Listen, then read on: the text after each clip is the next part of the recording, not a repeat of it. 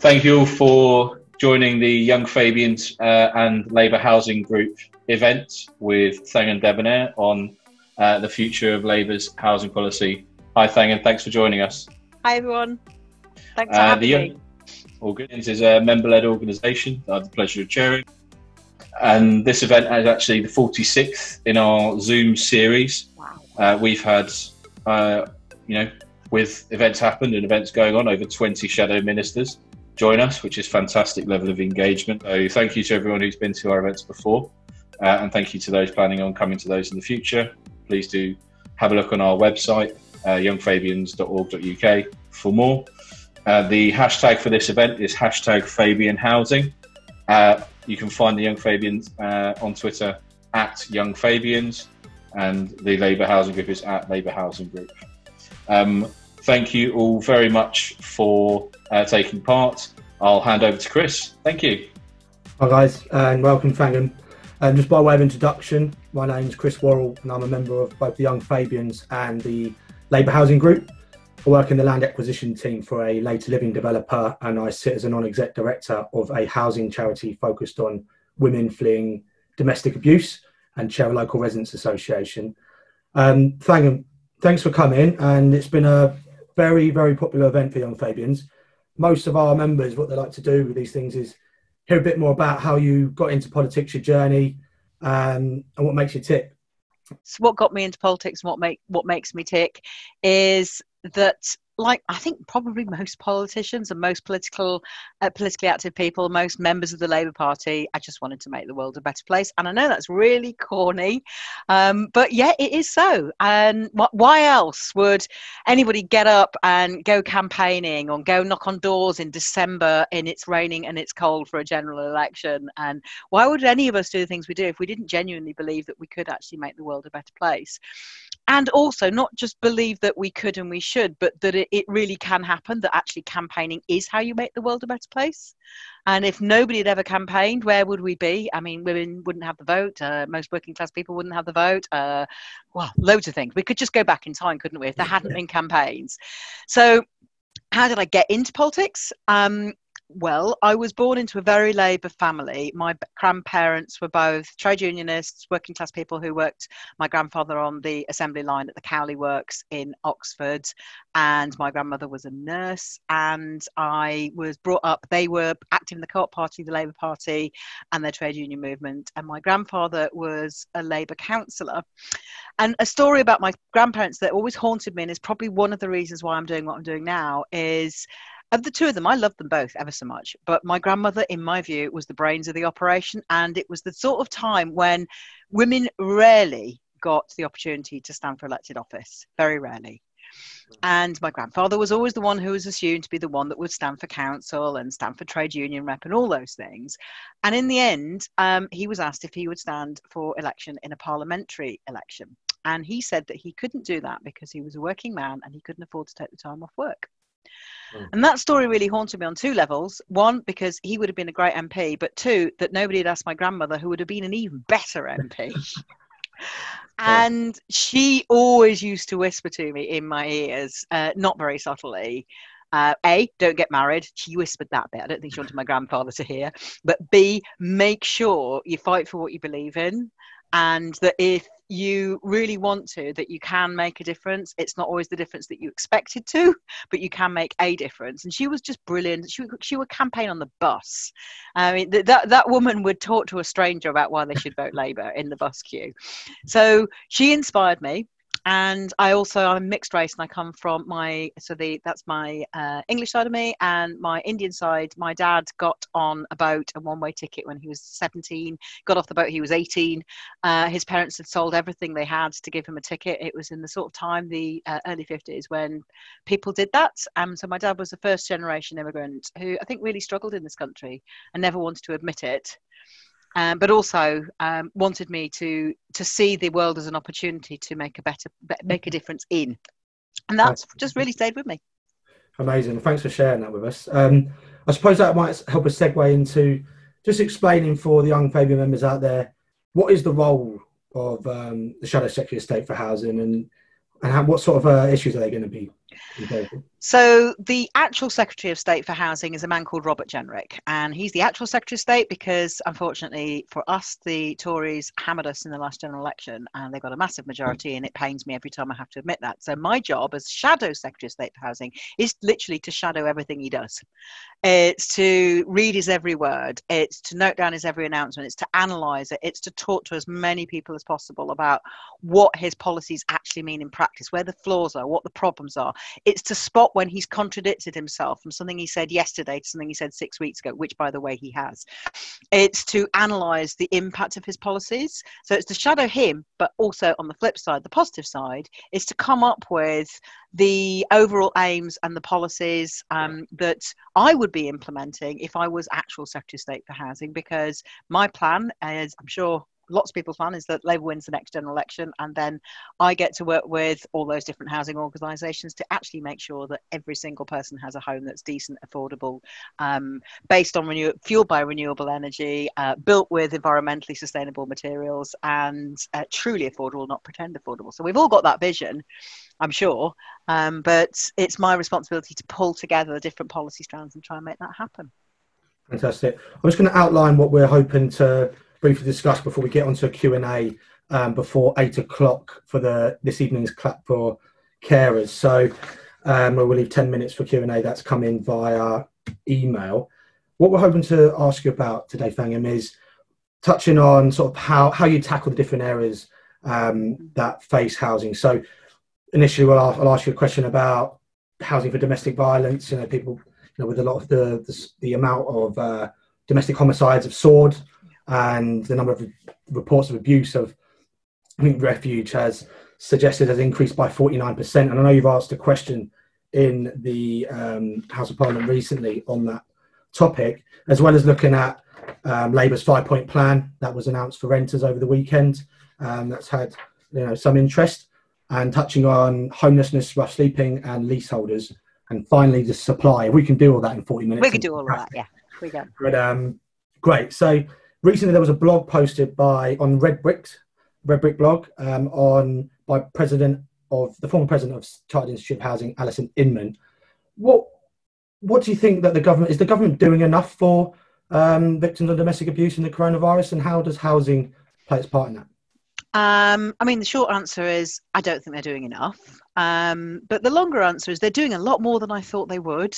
And to be fair, I think Jess Phillips, who's our Shadow Domestic Violence Minister, and Nick Thomas-Symonds, who's the Shadow Home Secretary, I think they did a brilliant job of presenting the arguments for what was missing in the government strategy, which is they hadn't thought about the impact of coronavirus and the lockdown on domestic violence, and they also hadn't thought about accommodating people safely who were homeless as a result of domestic violence, given that refuges were backing up. If you can't get, normally week to week there's not enough refuge space anyway, but as soon as the coronavirus hit, it was hard to get women actually moved on and out of refuge into move on or permanent accommodation, and so refuges were backing up and there was nowhere for women to go, and also it was difficult for women to ask for help safely. Government's done a few things to help there. They answered our call for specialist funding that was earmarked particularly for domestic violence services. £10 million, was it? Yeah, and well, yes, it could have been better. I think that's fair to say. I think we know that. And I certainly do that because that was for 26 years before I became an MP, I worked in the field of domestic violence. And for the last 10 years, I worked with perpetrators. So the men that I was working with who were abusive towards their partners, something like the lockdown would be an absolute time when they would be focusing their power and control even more than ever, because a lockdown is in itself a method of control and enforcing it is also. So it would have been ripe for further abuse and for the increase of risk levels, but it's also difficult to get help if you are stuck in the house and your abuser is not leaving. So I would have I have to say, it's not just more cash, I think more understanding. And as with so much of the coronavirus crisis, what is getting revealed, whether it's domestic violence or rough sleeping or overcrowded, overpriced housing or a broken benefit system or broken housing system, is you wouldn't start from here, would you? We've had 10 years of austerity in Tory-led governments and they've left their mark. Most services to help people, whether it's drug drug or alcohol counselling, or it's mental health services, or it's the welfare benefit system, have been hammered by 10 years of Tory rule. So once you have a crisis like the coronavirus crisis laid on top of it, it exacerbates things that were already there. There was already a crisis in housing for domestic violence victims. The thing that it has done, and I don't think they've made enough of, and I'm working on a way to do that with Jess, is it actually possibly offers an opportunity for them to do more safe removal of perpetrators from the home. Because of the control strategy of the lockdown, I mean, I think we might have passed the point where that would work really, really well. But some police forces are doing that with their local authorities. They're trying to make sure that where there is what's called a domestic violence protection notice, that the perpetrator is removed and is the one who then goes into the hotel or the temporary accommodation, whatever it is. And the family are the victim and children are left protected at home. It's not always possible. Well, it's very encouraging that someone like yourself with domestic violence experience and along with Jess Phillips are in those two positions to really sort of push that up the agenda. And I'm sure all of those in the sector are welcoming that. Just moving on to housing for private renters, can you tell us about how a Labour government would avoid an eviction tsunami and what's in Labour's recent 5-point plan to protect renters? The best way of protecting renters, and that was identified really early on in the crisis. So my predecessor, John Healey, who's quite a hard act to follow, under Jeremy Corbyn, had come up with the draft legislation, which I've basically built into the plan. But what we've added is the prevention aspect, because we don't think the universal credit system is good enough. And if you take away the benefit cap and you take away the 2-child limit and you take away the 5-week wait and you take away the savings restrictions, you actually open up how much universal credit is available who it's available to. You make it come quicker and you actually increase the amount that's going into people's pockets in order to keep their families and pay rent. At the beginning of the crisis, we could see that just lockdown was going to put a lot of people at financial hardship very, very quickly. So we called for the job retention scheme, or we didn't call it that, but we called for a system of compensation for workers. Mm-hmm. And the government heeded our call, I'm pleased to say. There were obviously gaps, there still are. And then we called for a self-employment scheme, and they heeded our call to that. Again, there's gaps. So what Annalise Dodds, our Chancellor of the Exchequer, Shadow Chancellor of the Exchequer, has been doing, along with Johnny Reynolds, Department for Work and Pensions, and myself, is we've been identifying those gaps and saying, if we could plug those gaps, and saying that to the government, if you plug these gaps, you will ensure that most people are able to pay rent and not get into arrears. The other part of that is what's called the local housing allowance, which is that part of universal credit and those people who are on housing benefit, the legacy benefit, that is capped at a certain level. Now, it was capped even lower before the crisis, and we have protested against that for some time. And we asked for it to be increased. It has been increased to 30% of market rents. We would like them to keep it there, not make it temporary. I think they're getting around to that. And we've also asked them to look at increasing it still further. Because if you do make sure that that housing allowance is enough in universal credit and that the benefit cap itself is taken away, then you should be able to keep most people out of being in arrears. And that's what we would do if we were in government. The other bits that we would do is we'd reform the law on evictions. And that's doable both on a temporary basis with quite a small act of parliament, which wouldn't take that long to get through. You could do what's called a one-line bill. So very, very simple, one clause, suspending the right for landlords to evict a tenant if they get into 2 months of arrears. Because at the moment, that is what's called a mandatory grounds for eviction. And that's obviously ridiculous when you've got people who are suddenly not able to pay rent. And if everything goes well and we're able to get the economy going again soon, we'll probably be back in work again soon. Hopefully. That's the other thing we need to work on, of course. Why make them homeless? That would cost us more than the extra cost of making sure that we've paid for them to make rent. And if you can't, there's no point evicting them. It's much better to allow them to come to an arrangement with their landlord, which the court could enforce the landlord to keep to. Absolutely. I think there's a lot to be said around ground 8 reasons to evict.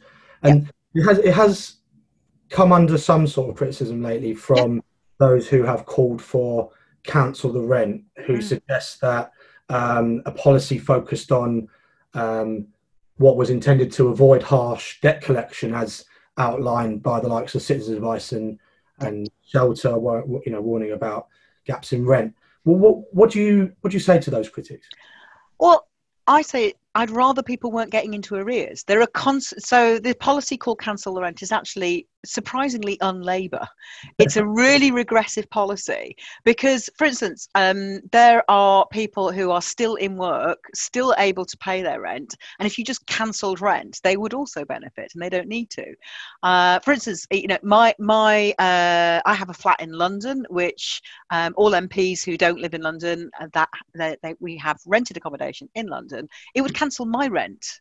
Now, that would be completely unnecessary, really regressive, not necessary at all, and not targeted on the people who need it the most. Whether we like it or not, whether we think it's either moral or not, there is a legal structure underneath this, which is a tenant has signed a contract with a landlord, even if it's a rubbish contract with a rubbish landlord who is charging far too much, is still legally binding. And just cancelling it has consequences. In fact, there isn't such a thing as cancelling it. You could decide that you're going to make sure that tenants have enough money to pay rent first and foremost. That's our policy. Mm-hmm. You could decide that, let's say you did decide that there was to be a general rent waiver. Nobody needed to pay rent. Everyone was exempt until the end of the crisis. The landlords, whether we like it or not, would have a legal case against actually either the government or their tenants, or quite possibly both. And there have already been legal cases just about the evictions ban. So you'd have to think about who are you going to target it on and how would you compensate landlords for that? And if you take out the entire private rented sector and you cancelled its rent, in fact, if you took out the entire rented sector and you cancelled its rent, we're talking about £7.2 billion a month. Now, just for comparison, that's less than we're spending on the National Health Service a month, but not much. So, you know, we're talking about an enormous amount of money. And as a Labour politician, I can't call for something. I can't call for the government to do something unless I genuinely believe that it's a policy that we would take if we were in government. And I'm not sure that we would, because at the moment, we actually don't know what's ahead of us. So we need to make sure that we're targeting the help on people who really need it. And I would rather give them the money up front so they weren't in arrears. If you also cancel the rent and you didn't compensate the landlords, social landlords like councils and housing associations, some of them would go bust. Some of them, most of them would have to stop building and stop, well, I mean, they're not building much at the moment anyway, but they would have no money for building. They would have no money for maintenance. The rent for social landlords is what pays for the maintenance and the building. And at the moment, most social landlords are in any case coming to really good and generous arrangements with tenants who are getting into difficulties. It's the private rented sector where we've got a problem. And that's why we need to deal with it, I think, up front by removing the benefit cap and increasing the local housing allowance. Yeah, I think, you know, from my perspective, there has been a lot of inconsistency around, you know, what tenures are and how we treat them. And I think, you know, for mortgage, people who have access to mortgage deferral, they still have to pay that mortgage payments back with an interest. And, you know, the reality is that it will come full circle for landlords if they do have their rent cancelled. And you'll have an eviction tsunami anyway. You would, and that's the other thing. You've got to always think about with policy making, especially if you're going to be in a position where you might have to make this into law and actually watch the consequences for millions of people. And that's the situation I'm in. If we had that policy and a lot of private landlords went bust, I know there are lots of people, including lots of Labour members, who go, yippee, that's fine. They're evil, exploitative people, which is maybe well be true. But if they go bust, their tenants are going to be homeless. Yeah. You know, so we have to think about what would happen after that. Their housing that they owned would be bought up by probably even greedier landlords. And I think we also have to think about the fact that sometimes, whether we like it or not, people who've been on low pay, often for the last 10 years as a result of terrible Tory cuts, are topping up a very mediocre income with rent on a property that used to belong to their mother, who's maybe moved in with them and they're renting out their mom's house. And that is actually topping up their income. Now, you might say that's wrong. You might say that's not okay, but we do have to think about those consequences as well. But I think the primary thing for me is what would it do for the tenants and who would it target? It would be deeply regressive to have a general rent waiver, and to come up with a specific rent waiver.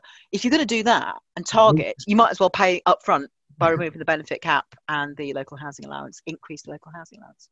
Well, thanks for that, Thangam.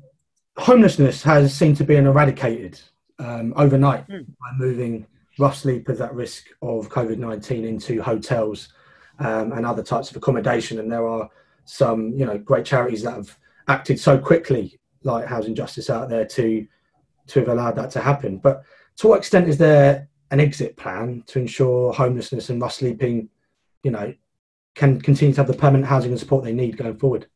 It's really interesting, isn't it? Because, okay, there are gaps, by the way. Not everyone has been accommodated, and people who've become street homeless since the lockdown started are probably not being accommodated. And there are some people who it hasn't worked out for, and then there's all the hidden homelessness which hasn't necessarily been dealt with. But an important watershed moment happened about 6-7 weeks ago when the country as a whole said, everybody in. Everybody should have a roof in this crisis.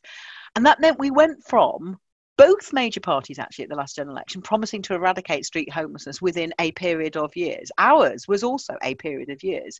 And we suddenly discovered that if you really, really want to, you can do it over a weekend. And that leads you to this I think, a philosophical and also an ethical problem now, which is Labour Council certainly are getting in touch with me to say there is no way that we can go into those hotels at the end of the lockdown and say everybody out. We said everybody in. We can't say everybody out. It's got to be everybody moved on into safe, supported accommodation. Now, these are people who often have really complex needs. And again, like I said earlier, if you were going to have the most resilient way to go into a crisis, it wouldn't be after 10 years of Tory rule. You wouldn't start from here. The resilience that you need to get through a crisis, whether it's in the health service, the social care service, the housing, all of these things, all this crisis has done is expose terrible flaws and fissures in what was already there. And as it is with the health service and the care service, so too with the services for homeless people, because what we've lost, all of the things that actually under the last Labour government were increasingly making street homelessness virtually, not completely gone, but virtually gone. And that shows that it's a political choice. It was a political choice to let it increase, and it was a political choice to say, right, everybody in, and it has to be a political choice to make the plan for what happens afterwards. And I'm afraid to say, in answer to your question, yesterday when the actual housing secretary, Robert Jenrick, made his housing statement and I responded, big disappointment. I've been told there'll be a housing statement. I thought maybe he's got a plan. He's had enough ideas. And he had a plan for estate agents.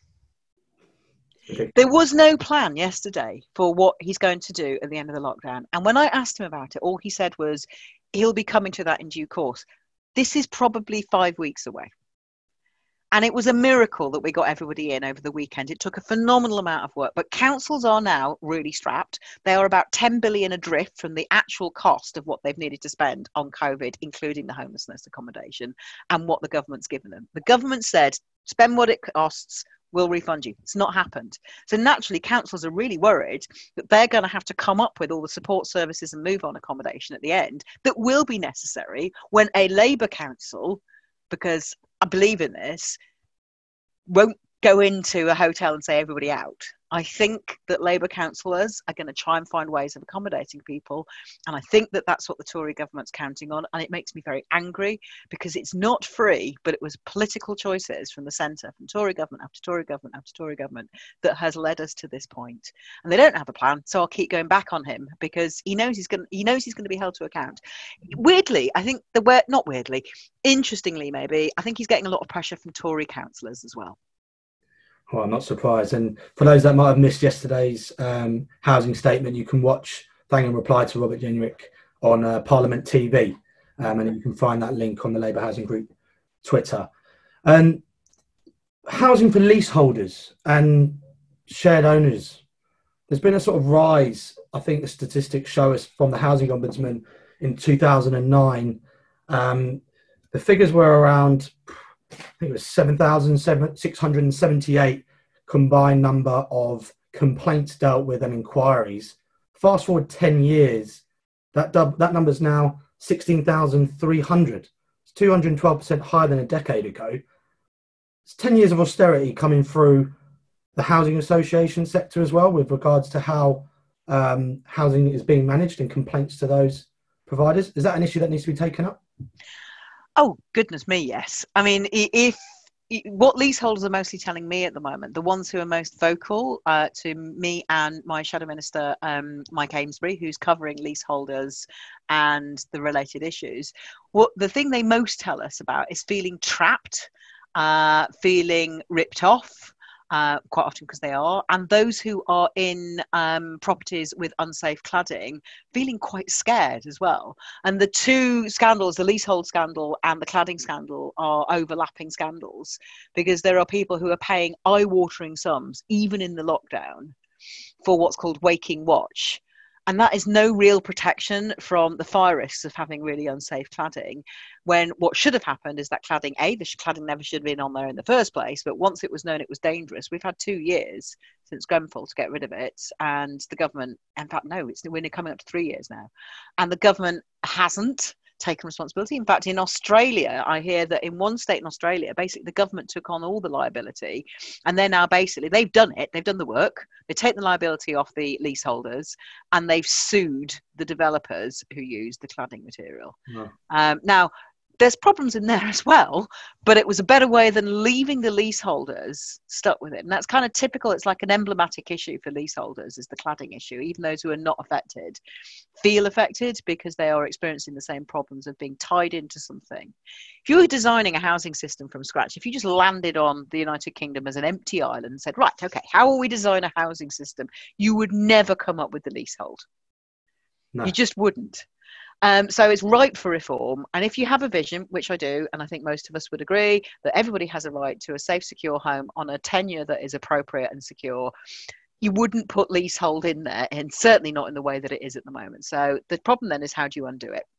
And I've got various people working on this for me, because we're, as a Labour housing team, we're a team of 2 at the moment, me and Mike Amesbury. So we have to get other generous folk to help us. And there are various specialists in this area who are working on it for us, on what we're going to need to do to undo the leasehold scandal. But I have to say, it's one of those scandals that if the Tory government wants to solve it, because again, it affects Tory voters as well as Labour voters. In fact, you could argue maybe it even affects more, I don't know. They could, if they want to. There are apparently solutions that they could do, because they're the government. They've got civil servants to help them. I've just got one researcher. So I want them to solve this problem quicker. And if they don't, my intention is that we come into government in 4 years' time, touch wood, and we know how we're going to do it. That's fantastic. I mean, there has been a lot of campaigns recently with issues with service charge and it's outrageous. Yeah. And I mean, there's leaseholders that you're locked into those service charges, whether you like it or not, whether you're getting decent service or not. People who've contacted me said, it shouldn't be called a service charge. There is no service. And you have no right to negotiations. You got, barely, it's really difficult even to get the records. I'm fighting a case for a constituent at the moment of how she can even get the records of what she's paying for. What is it that she's supposed to pay for? You have the right to request it, but not the right to see it. You have to be a barrister just to understand what section you've got to put notice you've got to put in. You do. And it's not right that a load of leaseholders have had to become amateur barristers to try and get access to justice. It's not okay, really, is it? No. So, my intention is that we walk into government with a plan for how to fix that straight away. Right. Well, I'd love to carry some campaign in that. Yes, I think we should. But moving on to supply. So we've had some good news from Sadiq yesterday and today. Broken a record for new affordable homes, and it's good to see that we're actually building some socially rented homes. I think it was around about 17,000 started on site over the last year, which is more council homes started than in the last 3 decades. What would the Labour government do to ensure there's sufficient specialist affordable housing for groups including key workers and those who are elderly? And are there some successes that we should be focused on in terms of, how Labour councils are delivering that? And what targets should we be focusing on? 2 questions there. Yeah, big questions. I mean, I think if we get caught up on numbers, as Matt Hancock has found, you end up being a hostage to fortune. I think I'd rather get caught up on an overall aim, which is, I want everyone to have a home that is safe, secure, has access to outdoor space, is fueled by renewable energy, built by environmentally sustainable materials on a tenure that suits them, and at a genuinely affordable price. Whatever sector you're in, whether you own your own home, or you're in the private rented sector or the socially owned sector, and whichever part of the socially owned sector you're in, you should be able to have all of those things with legal redress that's affordable and accessible if those things aren't there. And where the examples are, they are, of course, I would say this, wouldn't I? They are where Labour is already in government. I mean, Sadiq is doing just amazing things in London with his housing team, but so too are other Labour councils up and down the country. The Welsh Government as well is doing some absolutely brilliant stuff. I think providing councils with a way of being able to purchase off-plan properties that are already built, that are high spec, would have been a much better way of kickstarting the housing markets than the way that Robert Jenrick chose yesterday, which is basically, here you are, estate agents, just run amok. That would have been much better, so we could do that. And certainly there are Labour local and national governments who are looking at that or are already doing versions of that. We could be buying up empty properties full stop, whether or not they're new or not. Now that again is lockdown perfect, I would have thought, because we shouldn't really be going around people's homes where they already live. Now if the government doesn't want to do that, that's certainly going to be something that I will be putting into our plan for housing, is how we make use of the homes we already have, how we make them truly affordable. Well, I don't know about anyone else on this call, but if you've read or partially read or just read the executive summary of the report by the Affordable Housing Commission, I'm working my way through it with the ballpoint pen and the highlighter at the moment. There's a good set of blueprints in there for things that Labour can do in local government and in national government. Obviously, it was an apolitical commission, so there's some things in there I think could have been stronger. But one of the tricks that we have to we have to rediscover and reinvigorate, I think, in ourselves on the social democratic left, is the notion of counter-cyclical investment. That's what governments are actually for. Governments, when times are plenty and people have plenty, and if it's well distributed, you are there to spread the wealth around and make sure everyone's got opportunity, make sure everything's running nicely, of course. But in times when times are harsh, and goodness knows that's where we are now, that's exactly when governments are supposed to invest. And I think we've seen that even in the last few days in the Daily Telegraph and the Financial Times of all papers, those allegedly, not left-wing newspapers are already saying things like, look, is this right that the government are going to get us out of the coronavirus crisis and then cut things? I think if we were in government and I was housing secretary, what I'd be working on now is how we get a plan for investment in those modern day equivalent of homes for heroes. So at the end of the Second World War, we had homes for heroes. And some of those council homes that were built then have lasted, some haven't. Yeah. Many of them were the first time that those families had ever had a decent kitchen, a decent bathroom, an inside toilet. And, that was revolutionary at the time. Now, we're a whole several generations on from that. What we need now are homes that are insulated for heroes, that are fueled in a way that is going to be renewable and not break the climate change bank. We have all of those things to take into account. But one way that we could really reward our heroes, we're going to go out and clap them at 8 o'clock for sure. I'm going to go do that. You're all going to do that. But a lot of the people we're clapping live in really rubbish, poor quality, overpriced housing. And we could have decided, and I think the Labour Party has, that one way of rewarding them is to revolutionise the housing market.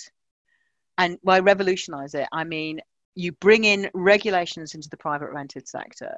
You bring in methods of borrowing for local councils and housing associations or leveraging against existing capital in ways that they currently aren't. You make sure that they're compensated for a right to buy in ways that, we'll work on the detail, but you make sure that it isn't a net drain on the economy so that we can make the first buyer of preference a social landlord, or if it's a private landlord, one that's going to run it according to well worked out set of regulations, and that affordable stops being a joke word and actually means affordable. Yeah, absolutely. I mean, and we could be doing that. And if the government don't do that, that's what I want to do.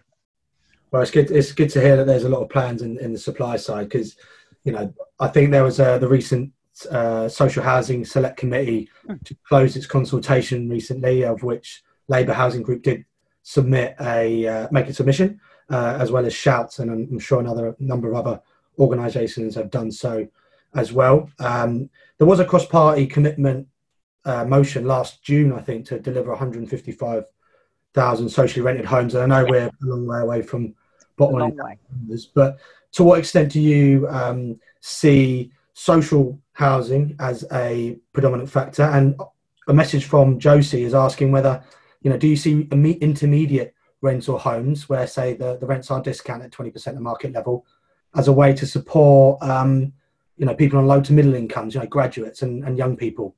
that might not necessarily be accessible to social housing? I mean, I'm really interested in that suggestion, and I'm looking at every single suggestion at the moment. I mean, I also, as I said, I have the very good fortune to follow an excellent shadow housing secretary in John Healey, who'd actually been a housing minister under the last Labour government and had done a phenomenal amount of spade work, so that I don't start from scratch. I don't have to start from zero, but I also can't commit. I can't write the next Labour manifesto now because it's going to be 4 years from now. But what I can do, and what I am doing, is make sure I'm looking at not just where we've got to in the last Labour manifesto, but all the ideas of how we can make that even better. And that's one. I mean, there are all sorts of schemes I think we could be talking about. I think we need to also be brave on the left and look at the fact that lots of people do want to own their own homes. We talk about the social housing sector, and I believe in it. I believe in council housing, and I also think that housing associations have got a great role to play as well. I think that the private rented sector has been allowed to dominate the rental sector by successive Tory governments. And you can see that in the stats over the last 10 years. And the deregulation that's taken place has allowed them to bring down quality rather than increase it in many places. You know, it's not every bit, but, you know, it's become progressively more and more expensive, and therefore progressively less and less good quality, safe and appropriately populated. So every single idea, I'm going to look at every single one there is and try and make sure that we learn from the best of other countries, other social democratic countries as well. But I also think we might, like I said, I think we might need to be brave on the left and say, what does it mean, the fact that so many people will always want to own their own home? And how does that fit into a Labour vision? What are your thoughts on the first homes proposal? That's a question coming from Young Fabian and Mark McVitie. I think the consultation for that ran from February to March this year. Have you had any thoughts on that? I know it's sort of a new first homes proposal. Not sure they bottomed out who it's actually for, but no, I haven't had time to spend much time on that yet, because like you say, the consultation was only earlier this year, and then suddenly we were into the COVID crisis, and I only became Shadow Housing Secretary 4 weeks into the crisis, I think. And so most of what I've been doing so far has been trying to work out how we get through this and trying to build the broad strokes of what the vision is going to look like. And I haven't got into that enough, but I've just written it down on my notebook to make sure I do. But I think it sort of taps into the fact that we do need to think about what people's first homes are and how they get to them and how they afford them. There's no use having a structure that we've got at the moment. The one we're living in at the moment is one where people have to, if they want to buy their own home, save for a long time whilst they're still living in very expensive rented accommodation. So it needs to be something that cuts through those. But I promise I'll have a look at it. Right. I've got a long list. Yeah, as long as there are. Another question has come in from Sam Dalton, and Sam says the COVID-19 lockdown has brought into sharp focus the fact that many older people live on their own, breathing social isolation, feelings of loneliness. Do you think housing policy has a role in addressing this? And if so, how? So, for example, he's put here, would you using housing policy to create more socially integrated communities or building more housing for older people within retirement communities be helpful?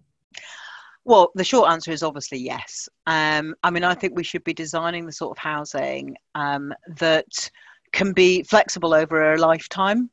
And one of the things on my mind at the moment is how we design the homes that we need for 2050, not just the homes we need for 2030, because we will have an increasing elderly population. It will be a larger and larger proportion as you know, healthcare gets better and life expectancy grows.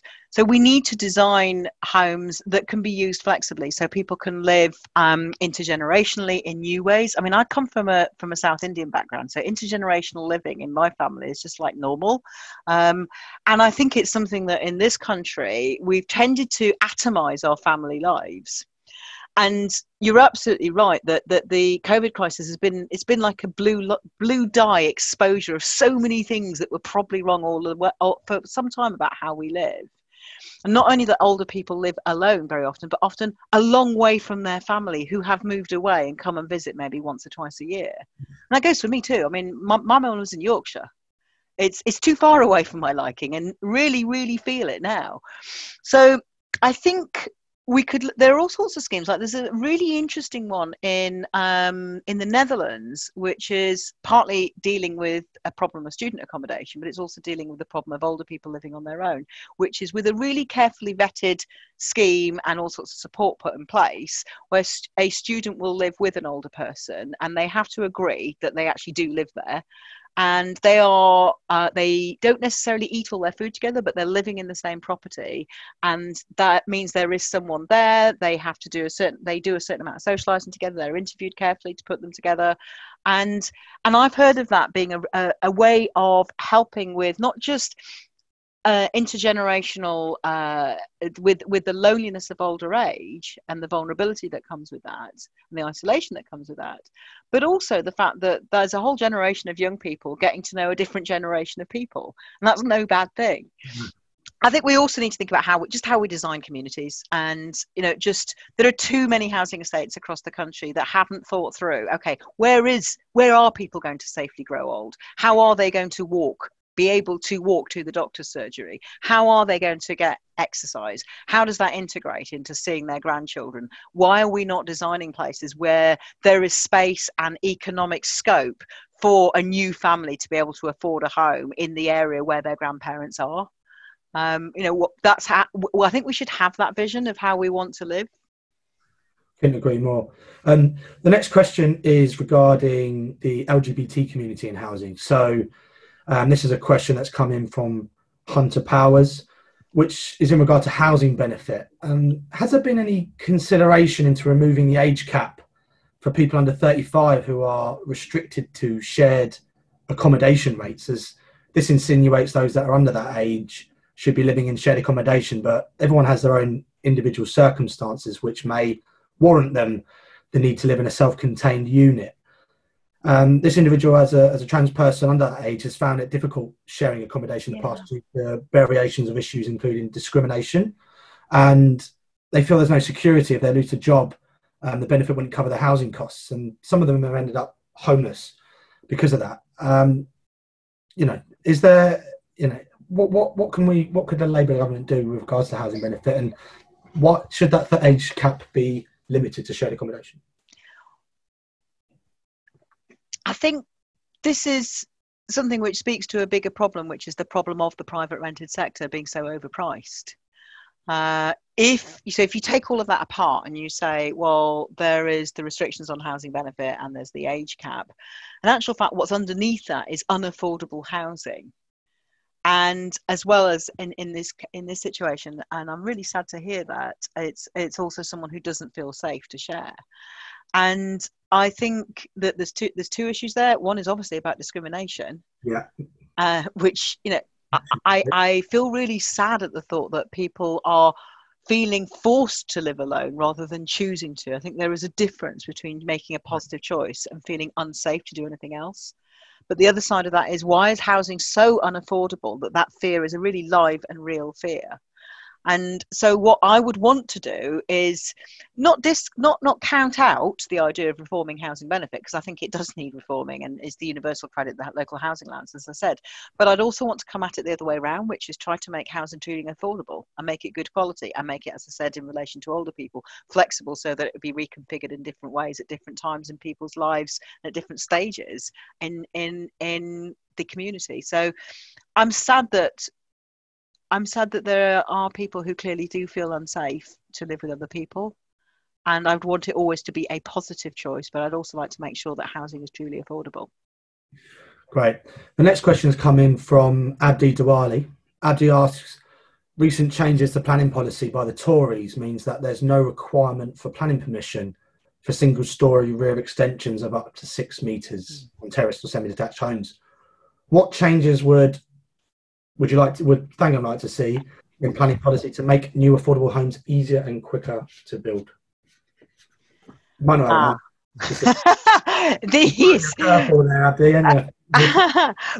I'm going to plead with that question, because planning policy is, I'm going to just share with you a little bit of information. The previous Labour Housing Secretary, who, as I said, had been a housing minister, and so housing was his specialist area, but he'd also been in post for quite a long time, and he was the head of a team of 4. I'm I think 4 weeks in post. I'm the head of a team of 1, and planning is on Mike's brief. So he's been the one getting his head around where the planning policy is going at the moment, and not me. And so I'm going to pause that one, I'm afraid, and I'm going to pass it back to Mike, and I'm going to ask him, to get back to you, Chris, if that's possible, or see if I can tweet something out about that in the next few days, because I think it's a really, really good question to which I do not have the answer, and I think it's just better if I'm honest about that. Fantastic. I think there's been a lot of work done in the planning side. Yeah. I think Centre for Cities, particularly another young Fabian called Ant Breach, who's done some quite fascinating work in there. Might be worth months. I mean, I think there's a whole load of things that we're going to want to do to the planning system, and I am really interested in the 6-metre extension question. I think that's. It speaks again, perhaps, to the. If I'm going to have an attempt at answering part of it anyway, but I'm going to answer it from a position of belief rather than secure knowledge, which is, I'm worried at the idea that we are building on top of what limited green and open space we already have. And we've really seen in this crisis the impact on people who don't have access to green and open space. And we've seen in parts of our cities and in parts of cities in other parts of the world that if you allow planning permission to crowd out the natural light, to create a building which crowds out the existing natural light, limited as it is in towns and cities, and the green space that there is, which is limited as it is in towns and cities, then we are creating other sorts of problems. But I don't have a technical answer for you. All I can say is I'm really glad you asked me, and I'm going to go away and ask Mike Amesbury to tell me what he's doing about it. Fantastic. And the next question is from Jackie Peacock, and it is quite specific to the ground 8 rears. Mm-hmm. And she's suggested that a ban on possession should continue until the legislation to abolish Section 21 is passed and come into force. And could we propose that, and this is very technical jargon, so for those that don't understand, Section 8 grounds for rent arrears should be discretionary. So at least that will give the courts discretion to order payback over 2 years or longer, depending on what the tenant's ability to pay. Yeah, well, that's Labour policy. In fact, we've gone a bit further than that, and we've said that it actually shouldn't be grounds for arrears during the life of the crisis. And the draft legislation that we've presented, actually, it does do that, and it gives repayment period over 2 years, but that doesn't stop it being longer if the court orders it to be longer. And I mean, I just think that grounds 8 at the moment, which is, for those that don't know, if you are 2 months in arrears on your rent and your landlord decides to go to court once the ban on evictions is lifted, or even before then, they could issue notice. It's mandatory for the court to issue a possession order, and that means that there's absolutely no discretion whatsoever for a court to take into account any special circumstances. I think at the very least it should be discretionary, but actually what we've done is we've said that it should not be grounds for the life of the crisis, and then the court should have the discretionary power to order repayments over a period of time. And to what extent have you been working with the likes of Giles Peaker, who I had the pleasure of seeing him speak at an all-party parliamentary group on leasehold and commonhold reform, and he seems a very knowledgeable man in the area. Is there much discussions with the likes of him in terms? Oh, most certainly. I think I've probably emailed Giles and Justin virtually every day since I became Shadow Housing Secretary, and but others as well. I've had the great pleasure and honour of meeting, virtual meeting, an awful lot of great Labour or left-wing housing lawyers and barristers and specialists in this area who've all taught me a huge amount in a short space of time, and taken me from an area of a level of knowledge of housing which was good enough to be a decent Labour MP, I hope, and I had a lot of knowledge about domestic violence and housing law and homelessness and homelessness legislation, but less on some of the other aspects. And yeah, I've talked to them regularly. There's some other, but I'm sure there are other great lawyers that people on the call will know of, and so other lawyers are also available, but I am already extremely semi-dependent on Giles and Justin and others that I've been speaking to. Yeah. Right. Just going through some of the other questions now. This is one from Christian Newsom, who lives in Lowestoft. And the new build of social housing is low in this town and the surrounding area, which is causing significant pressure on the local market. The East Suffolk Council keeps buying land for housing and leaving it redundant for years at the taxpayer's expense. What would a Labour government do to build more council and affordable housing and to stop councils? That's not usually one you hear, but that is the case concerning not sitting on undeveloped land. Yeah, well, I'm really not in favour of land banking, whether it's socially owned land banking, and I've not come across that before, or privately owned land banking, which I have. And the Welsh Government have got some interesting plans on this. I'm just looking at my notes from a discussion this morning. I really think that once you've got a piece of land that could be used for housing, particularly if it's got planning permission, then what we should be doing is building on it. And building good quality homes and neighbourhoods, and not just sitting on it waiting for the price to go up, but the value to go up. So there are various methods you could use. And as with this question, so with so many, and probably the ones for the next 10 minutes as well, I'm definitely not going to write the next Labour manifesto today. So I can't give you specific policy answers, but I can tell you that I know that there are lots of different ways that you could suck that process out and actually stop land banking. You could make it so that you withdraw the planning permission. You can make it so that you can tax the value. You could legislate for it so you tax the increase in value once the property is built and sold or developed. There's all sorts of things you can do. One thing I will not do is say that that's okay, because it's obviously not okay just to leave the land sitting there, especially in a city and a town like Lowestoft. I mean, I know Lowestoft. They really need the housing, and I think introducing a principle, which is something that I'm really interested in, introducing a principle that we decide as a country that everybody should have a decent home, as affordable, safe, secure, all those things that I've been saying throughout the last hour. If we decide as a country that is a principle that should underpin planning policy and land policy, then from that flows that you shouldn't be allowing councils or private developers just to sit there and wait for the value to go up, and that there are various legal mechanisms and tax mechanisms and all sorts of other routes that you could use in order to stop that, because it should be being built on. So I'm just going to sort of try and round this off over the next, call it 3 to 4 minutes, so give us time to get out there. Thangam, what role do you think socialist societies like the Labour Housing Group, like the Young Fabians, can play in helping formulate new policy? And how do you recommend people get best involved or politically active to help impact that change? Oh, I mean, it's so important that I'm trying to express some of the best routes. I mean, first up, I've already met virtually online members of the Labour Housing Group, and I'm looking forward to doing another event like this for other members of the Labour Housing Group. And I think now we've learned how to do Zoom and webinars and Zoom conferences. And the other day I was even put into a small group. I didn't even know that was possible. It was amazing. Suddenly we were all in small groups doing small group work. Now I know that that's possible.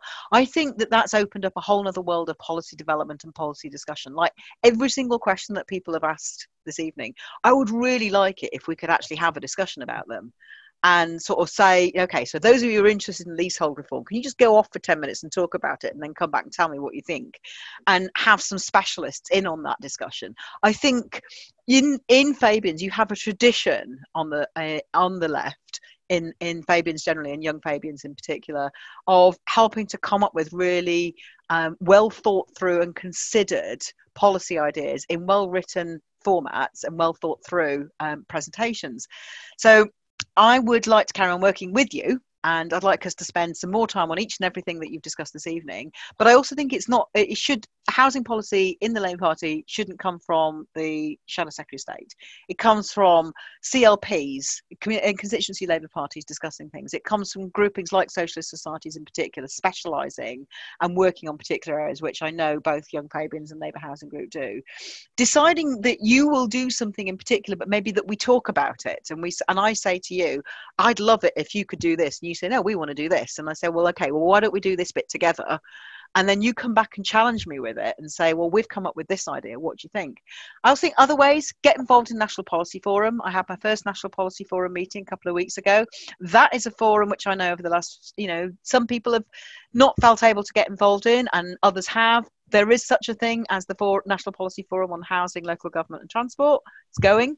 So I think get involved and get me along to some virtual constituency meetings as well. I'd love that. That'd be great.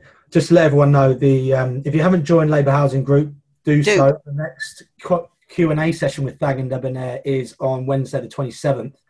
And if you want to contribute to a blog, Red Brick Blog is now up and running on its new website, and Steve Hilditch and I will welcome people to put any discussions and debate forward. Hopefully, if there's anything that's been discussed tonight that you agree, disagree, of any suggestions, get it up on the blog. I'm sure the likes of Thangam and others will be interested in reading your piece, as you've seen today. Very much so. Fantastic engagement from the Shadow Secretary of State for Housing. So Thangam, I'll give us 2 minutes to get to our balconies or out the door. But thank you so much for joining the Young Fabians today. It's been fantastic. Thank you all so much. It's been great, and thanks for a really, really stimulating evening. And I've got a lot written down in my notebook to follow up. See you all again soon. Take care.